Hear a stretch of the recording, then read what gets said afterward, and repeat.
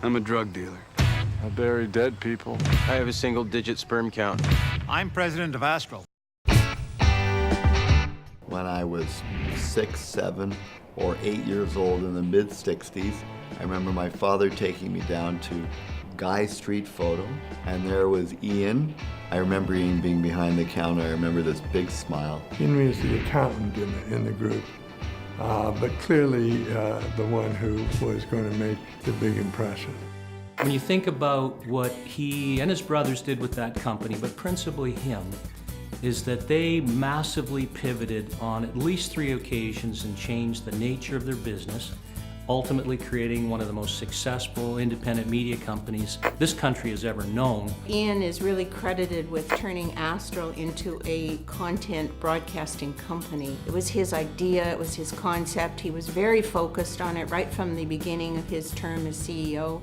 And for 16 years, he grew that business quarter after quarter. He was producing great products for the viewers and the listeners and for the advertising community. He had a lot of credibility with the financial community, and that's very important when you lead a company, a public company. Caller, you're on the air. What's your name, please? Ian Greenberg. Ha ha ha. By the time Astral was sold, it had contributed about $1.5 billion to Canadian production, and he also created or oversaw the creation of strong and enduring brands. He took a network which was so-so, and he made it into a genuine powerhouse in this country, while utilizing knowledge gained in the U.S. His legacy is as a business person of probity, as someone of a tremendous amount of integrity and of foresight into what the next generation of media is going to be. He's been touched by the angels.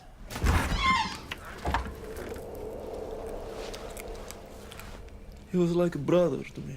People at Astral loved him. It was a family business, and people loved the values and the feeling within Astral. And I would just say he's a mensch. He's a grown-up, trusted, intelligent person who will help others when they need it and knows the value of friendship. I remember walking into the building and kind of immediately feeling like home, and that was something that I felt for the entire time that I worked for Ian. And that came from top down, and in a way fostered an environment for people to be the best they could, the way any good patriarch really does. Ian is about relationships, and whether it was with partners outside the industry, he always valued and created strong partnerships, strong bonds. It went beyond the immediate family to the employees themselves, and then it went beyond the company to the suppliers and distributors. There was a culture of respect, congeniality, and at the end of the day, the leader, Ian, was viewed as someone who had the smarts and the heart. Integrity, for sure. I mean, he had that, and still does, has that incredible ability to compete and supply, and at the same time, when it came time to talk about a merger, very easy to do, easy transaction. And quite frankly, without Ian's leadership, we wouldn't have the merger today. I mean, he is really the one that saved the deal and put it together and put Bell Media in the position it is today in the country.